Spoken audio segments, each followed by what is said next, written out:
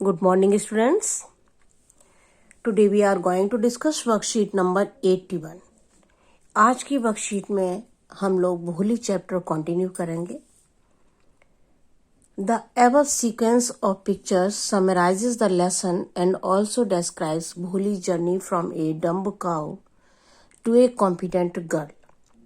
यहाँ ये 3 पिक्चर दी हुई हैं और इनमें भोली की पूरी लाइफ को डिपिक्ट किया गया है.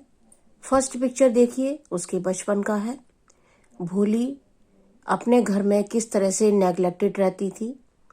वो देखो बिल्कुल अलग बैठी हुई है और माँ और उसकी बड़ी बहनों के साथ में बैठी हुई है, उसको इग्नोर कर रही है. ये दिखाया गया है पिक्चर में.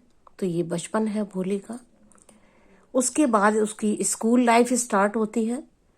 उसके फादर उसको लेकर स्कूल जाते हैं जब वहाँ स्कूल खुल जाता है गांव में. तो और थर्ड पिक्चर में उसकी मैरिज किस तरह से होती है और किस तरह से फिर शादी नहीं हो पाती है, ये सारा यहाँ पर देखिए पिक्चर को देखकर बिल्कुल क्लियर दिखाई दे रहा है. Now let us read the last scene of the lesson and attempt the given questions. Last scene में क्या दिखाया गया है कि भोली की मैरिज होती है और फिर देखिए दिखाई दे रहा है कि भोली मना कर रही है शादी के लिए. तो ये सब कैसे होता है, ये यहाँ पर जो एक्सट्रैक्ट दिया है आज हम लोग इसको रीड करेंगे और उसके बाद क्वेश्चन आंसर करेंगे. पिताजी, said Bholi in a clear loud voice, and her father, mother, sister, brother, relation and neighbors were startled to hear her speak without even the slightest stammer. भोली जब छोटी थी तो बोल नहीं पाती थी. फिर जब उसने बोलना शुरू किया तो वो बोलने में लड़खड़ाती थी, हकलाती थी, ठीक से बोल नहीं पाती थी, स्टैमरिंग करती थी. आज जब भोली की एकदम से तेज आवाज सबने सुनी, उसके देखिए mother, father, sister, relatives, neighbours, उनको देखकर ये आश्चर्य हुआ कि ये तो बोल ही नहीं पाती थी ठीक से, आज इतना तेज और क्लियर बिल्कुल किस तरह बोल रही है. अब देखिए भोली ने क्या कहा. पिताजी, टेक बैक योर मनी. दिसंबर जिससे भोली की शादी हो रही थी, उसने 5000 की डिमांड की थी. जब उसने भोली का फेस देखा, भोली के फेस पर चेचक के निशान थे. उसको बचपन में चेचक हो गया था और उसके बहुत सारे निशान उसके चेहरे पर थे. तो उसका चेहरा देखकर दिसंबर कहता है कि मैं इस लड़की से शादी नहीं करूंगा. जब और लोगों ने समझाया कि तुम्हारी भी इतनी एज है और तुम एक पहले भी शादी हो चुकी है, तो वो कहता है कि ठीक है, मुझे 5000 रुपए दो तो मैं ये शादी करूंगा, अदरवाइज मैं शादी नहीं करूंगा. भोली के फादर 5000 रुपीज ले आते हैं और उसको दे देते हैं. लेकिन तभी भोली कहती है टेक बैक योर मनी. अपने फादर से कहती है कि इस पैसे को वापस ले लो. I am not going to marry this man. मैं इस आदमी के साथ शादी नहीं करना चाहती हूँ. Ramlal was thunderstruck. Ramlal तो जैसे उसको शॉक लगा एकदम से कि ये जो बच्ची बिल्कुल बोलती नहीं थी, आज ये इतने लोगों के बीच में क्या करने जा रही है. तो वो तो बिल्कुल जैसे उनको शॉक्ड हो गए देखकर. The guest began to whisper. जो मेहमान लोग आए हुए थे वो भी आपस में बातें करने लगे. सो शेमलेस, सो अगली एंड सो शेमलेस. वो लोग क्या बातें कर रहे थे कि एक तो दिखने में अच्छी नहीं है, अगली है, बदसूरत है, और देखो कितनी शेमलेस है, बिल्कुल इसको शर्म नहीं है.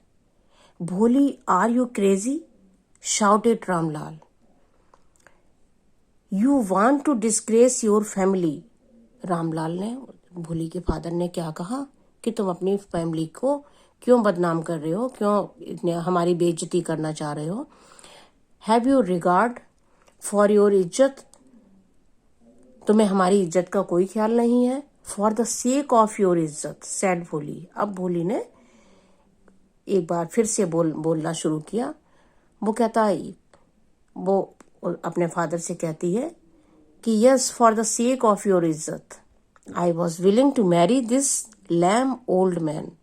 आपकी इज्जत की वजह से ही मैं इस ओल्ड और लैम, जो बिशंबर था उसको चलने में भी प्रॉब्लम थी और ओल्ड तो था ही, कि मैं इस व्यक्ति से शादी करने के लिए तैयार हो गई थी। But I will not have such a mean greedy and contemptuous coward as my husband. लेकिन ये आदमी इतना गिरा हुआ और ग्रीडी, लालची जैसा भी है, कावर्ड है, मैं इसको अपने हस्बैंड के रूप में नहीं देखना चाहती।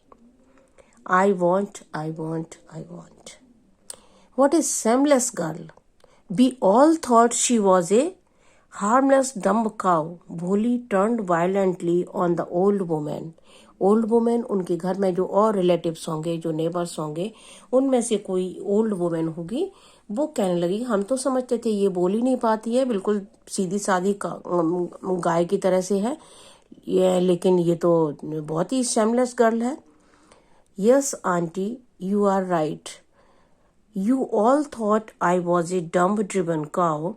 That is why you wanted to hand me over to this heartless creature. भोली कहती है, आप लोग यही समझते थे कि मैं बिल्कुल गूंगी काऊ की तरह से हूँ और इसीलिए इस हार्टलेस इंसान के साथ मुझे मेरी शादी करना चाह रहे हो। But now the dumb cow, the stammering fool is speaking. लेकिन अब उस डम्ब काऊ ने, उस हकलाने वाली बच्ची ने, जो ठीक से बोल भी नहीं पाती थी, अब बोलना सीख लिया है। Do you want to hear more? क्या और कुछ सुनना चाहते हैं आप? The flames of the sacred fire slowly died down. जो हवन की आग जल रही थी शादी में, जो जलाते हैं, हवन करते हैं, आग जलाते हैं, वो आग धीरे धीरे शांत हो गई थी, खत्म हो गई थी। Everyone was gone. धीरे धीरे सभी लोग जा चुके थे। Ramlal turn to Bholi and said. Ramlal Bholi की तरफ मुड़ता है और कहता है उससे, but what about you? No one will ever marry you now. उसने कहा, अब तुम्हारा क्या होगा? कोई भी तुमसे शादी नहीं करेगा। What shall we do with you? हम तुम्हारा क्या करें? And Sulekha said in a voice that was calm and study.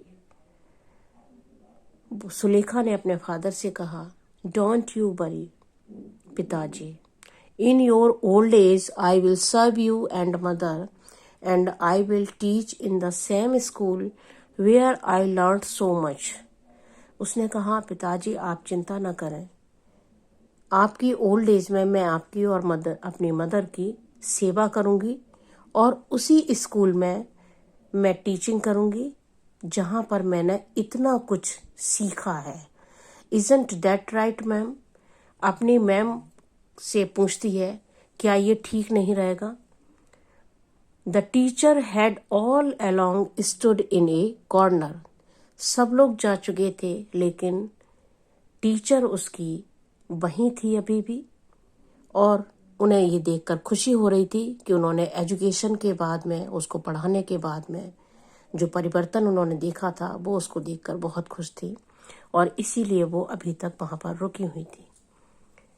Watching the drama, वो दूर खड़ी ये सारी जो भी उनके घर में हो रहा था वो देख रही थी। यस भोली, ऑफ कोर्स, शी रिप्लाइड। उन्होंने कहा, बिल्कुल ठीक है। And in her smiling eyes was the light of a deep satisfaction that an artist feels when contemplating the completion of her masterpiece. Teacher की आंखों में एक सेटिस्फैक्शन था, जिस तरह से एक आर्टिस्ट जब एक अपनी कोई पेंटिंग या कोई अपनी कलाकृति बनाता है और उसको देखकर बाद में खुश होता है, वही खुशी उनको, खुशी और सेटिस्फैक्शन दोनों उनको हो रहा था। अब देखते हैं question. Why did Bholi's parents accept Bisambar's proposal?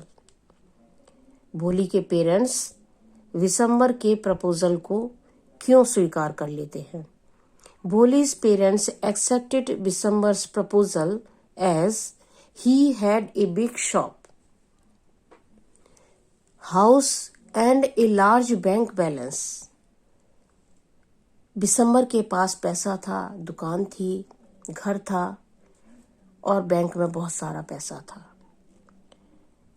ये देखकर उसके पेरेंट्स खुश हुए कि चलो इस आदमी के पास पैसा तो है तो हमारी बेटी आराम से रहेगी, उसको कोई दिक्कत नहीं होगी। मोर ओवर, और उसके बाद उन्होंने क्या सोचा, he didn't know about Bholi's पोक मार्क्स, और उन्हें ये भी लगा कि ये दूसरे गांव में रहता है, इसको भोली के बारे में कुछ नहीं पता। अगर इसको मालूम होता तो ये शायद शादी करने के लिए तैयार ही नहीं होता। तो अगर ये राजी है तो हमें शादी कर देनी चाहिए। Now question number 2. Why did Visambar's marriage with Bholi not take place? शादी क्यों नहीं हो पाई? At the time of marriage, Visambar saw Bholi's face. शादी के टाइम विशंबर भोली का फेस देखता है। He refused to marry with her. Soon he demanded 5,000 rupees as dowry. Then Bholi refused to marry with such a mean and greedy person. Next question देखिए, sketch out Bishambar's character in the story. Bishambar का character किस तरह का था वो आपको बताना है। 40 to 50 वर्ड्स में लिखना है इसको, लेकिन मैंने थोड़ा इसको वर्ड्स में ज़्यादा कर दिया है। आप चाहें तो 1-2 लाइन कम कर सकते हैं। अगर ये क्वेश्चन बड़ा भी आ गया तो आपके लिए यहाँ पर इतना कंटेंट होगा कि आप 100 वर्ड भी लिख सकते हैं, इसीलिए मैंने थोड़ा मैटर इसको ज़्यादा कर दिया है। यहाँ पर दिया है 40 to 50 वर्ड्स, लेकिन करेक्टर स्केच ज़्यादातर 100 to 120 वाले क्वेश्चन में आते हैं। ये यहाँ पर 40 to 50 वर्ड्स में दिया गया है, लेकिन इसीलिए मैंने इसकी वर्ड लिमिट थोड़ी सी बढ़ा दी है। Vishambar was a widower, he had grown up children, he lived in another village so didn't know anything about Bholi. He proposed to marry with Bholi. अब क्योंकि वो कुछ जानता नहीं था कि भोली के बारे में, न तो उसकी बैकवर्डनेस के बारे में जानता था, न उसके चेहरे के बारे में जानता था कि उसके चेहरे पर पोक मार्क्स हैं, तो अब शादी का प्रपोजल भेजता है इनका। He proposed to marry with Bholi.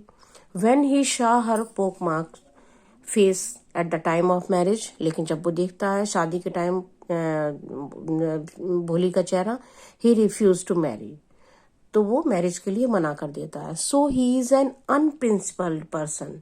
अगर उसने डिसाइड किया था, उसने खुद प्रपोजल भेजा था और शादी के लिए बारात लेकर आया था, तो उसको इस तरह से बीच में मना नहीं करना चाहिए था।